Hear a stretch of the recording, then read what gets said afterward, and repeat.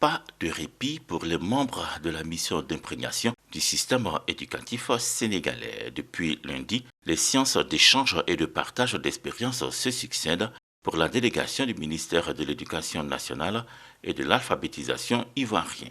Des travaux pour s'imprégner des différentes réformes du système sénégalais, ses acquis, ses défis, sont passés en revue avec les différentes directions hautes et leurs structures techniques, la politique générale de l'éducation, la formation des personnels, la politique d'introduction des langues nationales et d'éducation non formelle, celle d'approvisionnement en manuels scolaires et bien d'autres points majeurs. Après les travaux en salle de visite de terrain, première structure à recevoir la délégation ivoirienne, celle en charge du système d'information et de management du ministère de l'Éducation du Sénégal.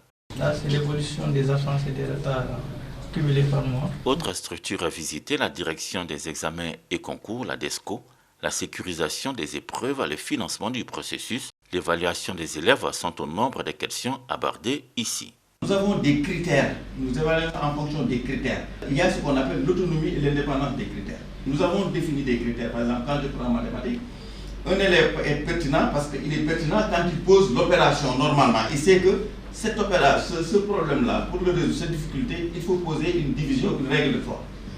Donc celui-là, il est pertinent. Mais il peut buter à la difficulté de la justesse. Donc on définit un barème tel que on le note en pertinence et on définit également une note pour la justesse, pour l'exhaustivité, pour beaucoup de critères. Et avec l'autonomie des critères, en principe, l'élève ne doit pas être sanctionné 2 fois. Pas le même public, mais on a des choses qu'on peut répliquer, qu'on peut transférer très aisément. Au total, on a eu une très bonne visite et nous avons accumulé un nombre de données que nous allons donc partager ensemble au sein du ministère. La réunion de restitution des travaux est prévue en présence de Mariatou Kone, la ministre de l'Éducation nationale et de l'alphabétisation, et de Mamadou Talla, son homologue du Sénégal. La Côte d'Ivoire, en s'intéressant aux performances d'autres systèmes éducatifs, se donne ainsi les moyens de réussir ses états généraux de l'éducation pour une école ivoirienne de qualité.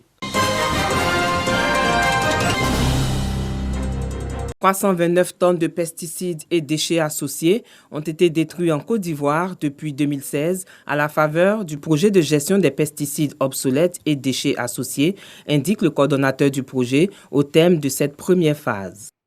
Au thème des résultats, ce qu'il faut retenir, le cœur de ce projet, c'était d'éliminer les pesticides obsolètes qui étaient stockés de manière non convenable sur le territoire ivoirien.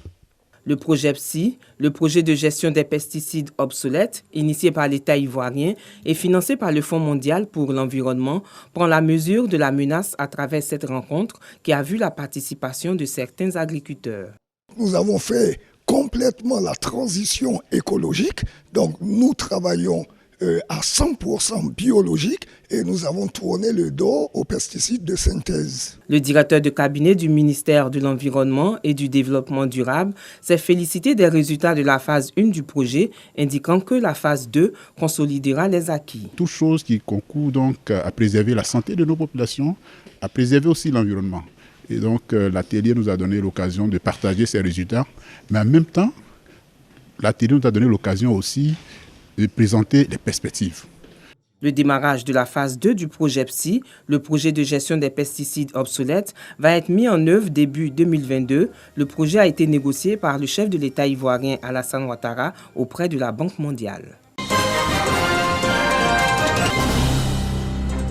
Ils sont au nombre de 78, ces élèves du lycée Garçon Nyalega Mémé Jérémy de Bingéville, primés pour leur travail acharné après 9 mois de dur labeur. Issus du premier et du second cycle, ces élèves ont obtenu une moyenne annuelle allant de 14 à 16 sur 20. Je suis heureux aujourd'hui de recevoir ce prix qui m'honore.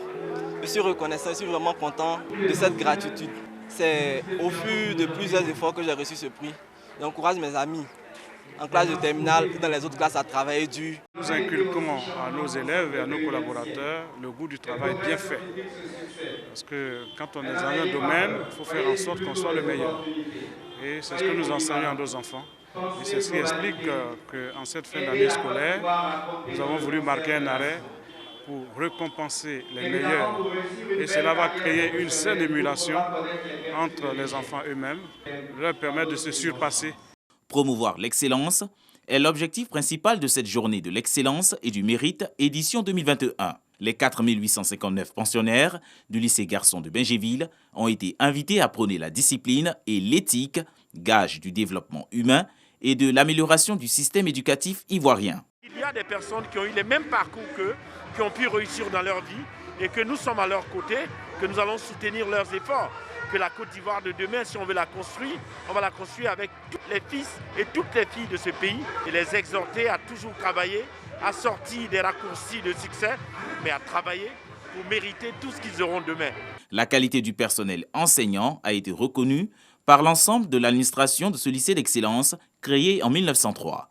Plus d'une dizaine de pédagogues ont été primés.